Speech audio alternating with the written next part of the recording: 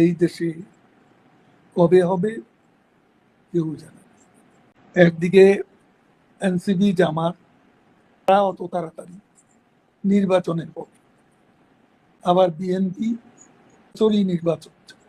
আর আওয়ামী লীগ যেই পার্টি যাদের জনসমর্থন অটুট, সেই পার্টিকে বাদ দিয়ে অংশগ্রহণমূলক নিরপেক্ষ নির্বাচন কোনোদিনও আওয়ামী লীগকে মাইনাস করার দুঃস্বপ্ন দেখছে। জনগণ কর্তৃক মাইনাস হয়ে যাবে সেদিন বেশি দূরে। সব দিক থেকে চরম ব্যর্থতা নজির সৃষ্টি করে ইউনুস দমকে বিতাড়িত হতে সেদিন বেশি দূরে।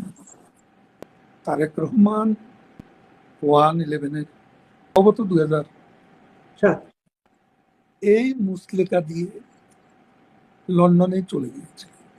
আমরা তো মুসলেকা দিয়ে রাজনীতি ছেড়ে দিইনি। আমি তো 3 মাস দেশে ছিলাম, কিন্তু আপনারা জানেন মৃত্যু থেকে কাছে ছিলাম। অসুস্থ অবস্থায় সিঙ্গাপুর নিয়ে যাওয়া, মেজর অপারেশন হয় এবং কিছু মেডিসিন, অনেকগুলো মেডিসিন সকাল দুপুর বিকেলে রাতে আমার জন্য বেঁচে থাকার জন্য জোর দিচ্ছিল। 3 মাস পর্যন্ত ছিলাম। 3 মাস দেশে কোথায় ছিলেন এটা কিন্তু কখনোই বলেন নাই, কিন্তু আপনি কখনো বলবো না, কোন জেলা এটাকে বলা যায়? কিছুই বলবো না। বাংলাদেশে ছিলাম, আমাকে খোঁজাখুঁজি করছিল। আমার শারীরিক অবস্থার কারণে আমাকে কেউ ওষুধ খাওয়াবে এরও তো কোনো নিশ্চয়তা ছিল।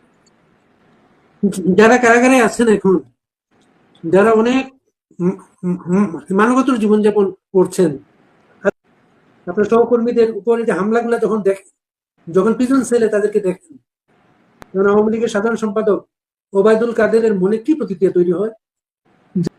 আমি 1/11 জেল দেখেছি, 1.5 বছর কারাগারে ছিলাম। বাংলাদেশে জিয়াউর রহমানের কারাগারে ছিলাম। এ জীবনে মোট 4 বছর আমিও কারাগারে ছিলাম। কারাগার কি কেউ চেনাতে হবে না।